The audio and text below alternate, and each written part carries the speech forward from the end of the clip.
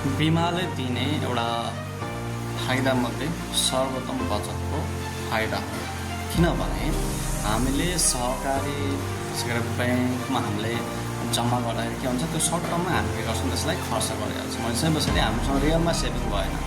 त्यो रियलमा सेभिङको लागि चाहिँ हामीले के गर्नुपर्छ, इन्सुरेन्समा सेभिङ गर्नुपर्छ। त्यही भएर यसलाई सर्वोत्तम बचत भनेको। यो किन चाहिँ सर्वोत्तम बचत हो भने, जस्तै हामीले कम्तीमा 5 वर्षदेखि 7 वर्ष हामीले टर्म लिनुपर्ने हुन्छ इन्सुरेन्सको। र त्योभन्दा पछाडि चाहिँ हामीले 15 वर्ष 10 वर्ष 20 वर्ष आफ्नो उमेर हेरेर आफ्नो इच्छाअनुसार चाहिँ हामीले पैसा बचत गर्न सक्छौँ।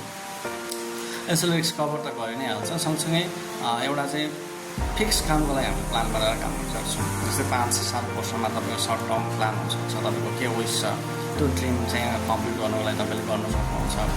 त्यसै गरी तपाईँको चाहिँ 10 वर्षमा एउटा प्लान होला, युरोप टुर गर्ने अथवा वर्ल्ड टुर गर्ने, त्यति बेलासम्मको लागि थोरै पैसाहरू सेभिङ गर्ने एउटा ठुलो फन्ड बनाउन सक्नुहुन्छ।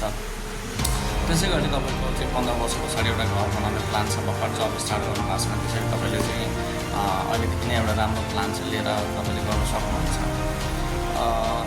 यस्तै कुराहरूको लागि चाहिँ के भन्छ, एउटा फिक्स हामीले टार्गेट फिक्स गर्ने र त्यही अनुसार चाहिँ हामीले काम गर्न सक्यौँ भने चाहिँ पक्कै पनि मलाई लाग्छ यसले चाहिँ जुन सर्वोत्तम बचतको सुविधा दिएको छ त्यो चाहिँ यसरी चाहिँ भेरिफाई हुन्छ जस्तो लाग्छ मलाई। र त्यसको लागि हामीले चाहिँ ढिला नगरौँ, आजै जीवन गरौँ, खुलेर जाउँ। नमस्ते।